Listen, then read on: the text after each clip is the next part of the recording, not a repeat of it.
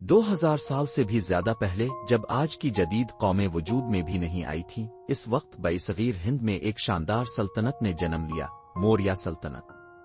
یہ وہ تہذیب تھی جس نے اپنی بصیرت، منصوبہ بندی اور طاقت کے ذریعے جنوبی ایشیا کی تاریخ ہمیشہ کے لیے بدل دی۔ کہانی شروع ہوتی ہے 322 قبل مسیح سے، جب ایک ذہین نوجوان چندرگپت موریہ نے اپنی سادہ سی زندگی سے اٹھ کر مگدھے کی طاقتور ناندیدہ سلطنت کو للکارا۔ اس کے ساتھ تھے اس کے عظیم استاد اور مشیر چانکیہ، جنہیں کوٹلیا کے نام سے بھی جانا جاتا ہے۔ چانکیہ کی رہنمائی میں چندرگپت نے ناندیدہ خاندان کو شکست دی اور ایک نئی سلطنت کی بنیاد رکھی، ایسی سلطنت جو پہلی بار پورے برصغیر کو ایک جھنڈے تلے لے آئی۔ چانکیہ نے ہی وہ مشہور کتاب لکھی، ارتھ شاستر، جس میں سیاست، معیشت اور حکومت کے اصول بیان کیے گئے۔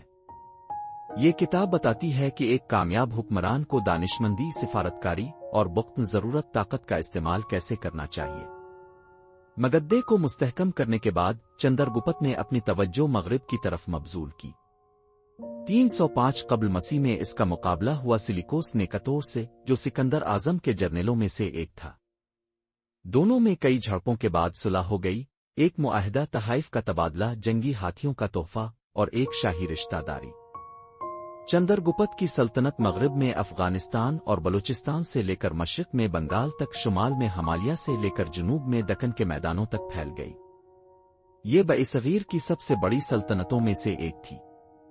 موریہ سلطنت کا نظام حکومت حیرت انگیز طور پر منظم تھا۔ ہر صوبے میں شاہی نمائندے تھے جو محصولات، تجارت، انصاف اور عوامی بہبود کے ذمہ دار تھے۔ جاسوسی کا جال، بہترین سڑکیں اور تربیت یافتہ فوج سلطنت میں امن و امان قائم رکھتی تھی۔ چندرگپت کے بعد اس کا بیٹا بندوسار تخت پر بیٹھا۔ تاریخ بتاتی ہے کہ وہ ایک سمجھدار حکمران تھا جس نے اپنے والد کی پالیسیوں کو جاری رکھا۔ یونانی مورخ اسے ایمیٹروکاٹس کہتے ہیں، یعنی دشمنوں کا قاتل۔ اس کے دور میں سلطنت مستحکم اور خوشحال رہی، اور یہی وہ وقت تھا جس نے دنیا کے ایک عظیم ترین بادشاہ کے لیے راہ ہموار کی، یشوع اعظم کے لیے۔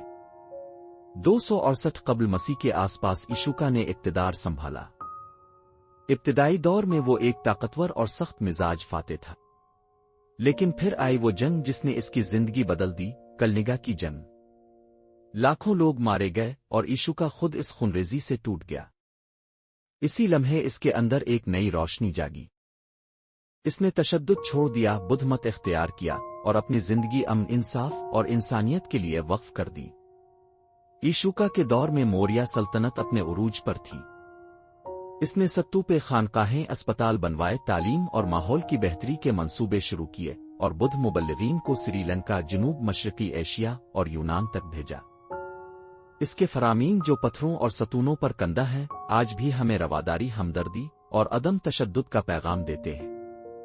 یشوع کے دور کا نظم و نسق ایک مثال بن گیا۔ دیموا مہا ماترا نامی افسران اخلاقی قوانین پر عمل درآمد کراتے تھے۔ تجارت منظم تھی، ٹیکس کا نظام شفاف، اور سلطنت کے تعلقات مصر، یونان اور دوسری ریاستوں تک پھیلے ہوئے تھے۔ اسی دور میں فن اور تعمیرات نے بھی نئی بلندی حاصل کی۔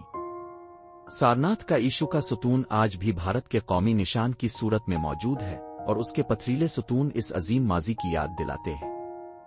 یشوع کی وفات کے بعد سلطنت آہستہ آہستہ کمزور ہونے لگی۔ اس کے بعد آنے والے حکمرانوں میں نہ وہ بصیرت تھی، نہ نظم و ضبط۔ صوبے خود مختار ہونے لگے، معیشت دباؤ کا شکار ہوئی، اور آخرکار 185 قبل مسیح میں آخری موریہ بادشاہ برہدراتھ کو اس کے جنرل پشیمیتر شنگا نے معزول کر دیا۔ لیکن موریہ سلطنت کا اثر ختم نہیں ہوا۔